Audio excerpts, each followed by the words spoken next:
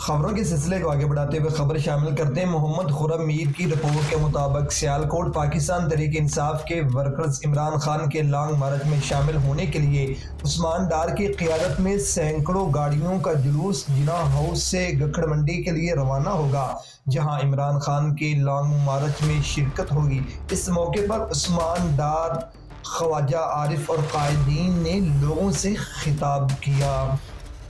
کے لیے بالکل تیار ہے۔ کوٹلی پر ہم پورے قافلے کے ساتھ، چیئرمین ندیم دلی والے کے قافلے کے ساتھ آ گئی ہے۔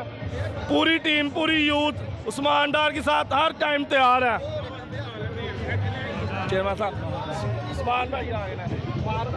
عثمان ڈار زندہ باد، عثمان ڈار زندہ باد، عثمان ڈار زندہ باد۔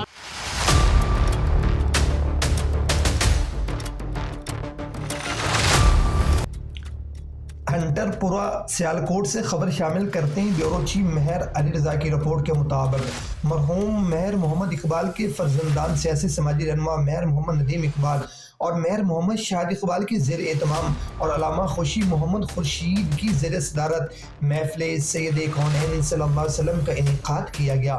سماجی رہنما و معروف صنعت کار الحاج محمد سرور کی زیر سرپرستی منعقد ہونے والی محفل میں علاقے کی معروف سیاسی، سماجی، کاروباری شخصیات اور اہل علاقہ سمیت HWO chairman Shahzad Akbar but, advocate joint secretary میاں قاسم عباس علی، ممبر میاں اویس سرور، میاں شنیل نے بھی شرکت کی اور محفل میں آنے والے تمام مہمانوں کا بھرپور استقبال کیا گیا۔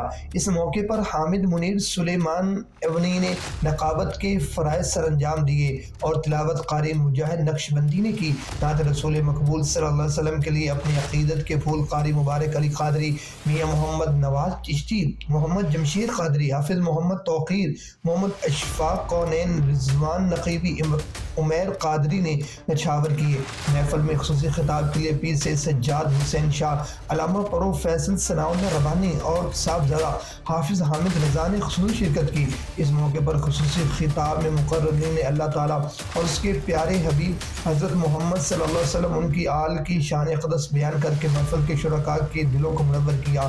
محفل کے اختتام پر علامہ خوشی محمد خورشید نے خصوصی دعا کرائی، جبکہ محفل کے شرکاء کی توازن کے لیے انتظامیہ میلاد کمیٹی جامعہ مسجد خضرا ہنٹر پورہ، محمد حسنین یوسف، مہر عمر، مہر ثاقب، مہر چاند، مہر وحید، مہر ابتسام محمد عمر نے لنگر تقسیم کیا۔